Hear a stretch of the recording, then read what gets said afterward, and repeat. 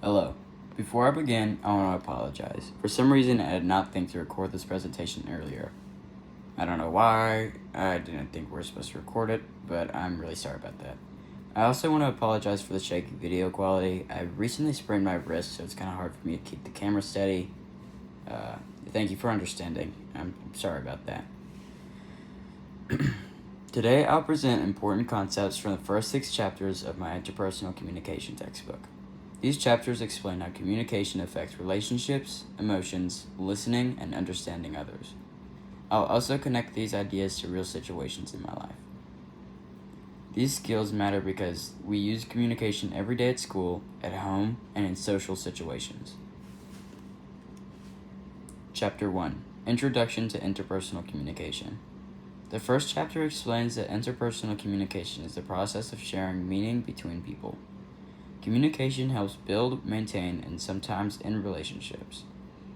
It is not only about spoken words, it also includes tone of voice, facial expressions, body language, and even silence. The chapter explains that communication is unavoidable. Even when we choose not to speak, we still send messages. Strong communication skills can improve emotional health, reduce stress, and help people succeed in social and academic environments. Chapter 2: Interpersonal Communication and Self. This chapter focuses on self-concept and self-esteem. Self-concept is how you see yourself. Self-esteem is how much value you place on yourself.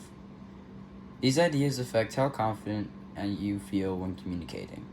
People with higher confidence often share ideas more clearly and participate more in conversations. A real example from my life is when I felt nervous during class presentations. I doubted my ability to speak clearly, so I stayed quiet. After participating and getting positive feedback, my confidence improved. As a result, I became more comfortable speaking in front of others. This shows how self-concept can change communication behavior.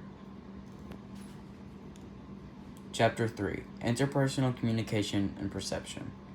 Chapter 3 explains perception. Perception is how people select, organize, and interpret information. Two people can experience the same situation but understand it differently. Assumptions and quick judgments can lead to misunderstandings. The chapter introduces perception checking, which means asking questions to confirm what a message really means. A real example is when a friend believed I was ignoring their messages. They felt upset and confused, but in reality, I was stressed and focused on schoolwork.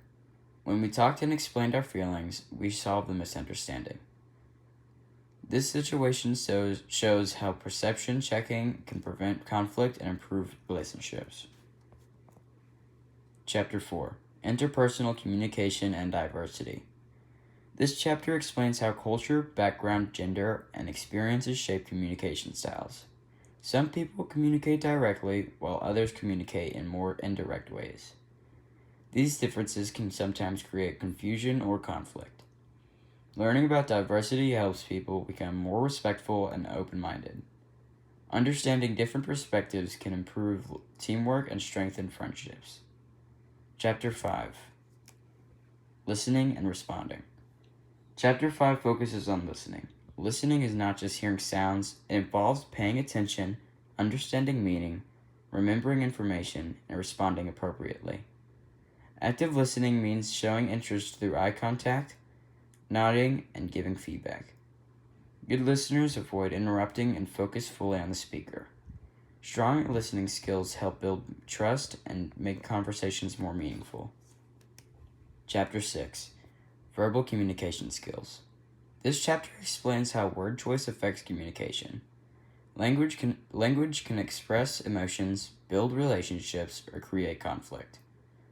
Words can have different meanings depending on culture and context.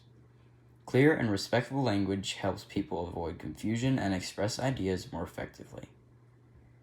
Choosing the right words can improve both personal and professional relationships. Conclusion and takeaways. From studying these chapters, I learned that communication affects every part of daily life. I learned that confidence helps me share ideas more clearly. I also learned that listening is just as important as speaking. Understanding differences between people can prevent misunderstandings and improve relationships. A question I'd like to end off on is how could your daily life improve if you made a stronger effort to communicate clearly and listen carefully to others? Thank you for listening.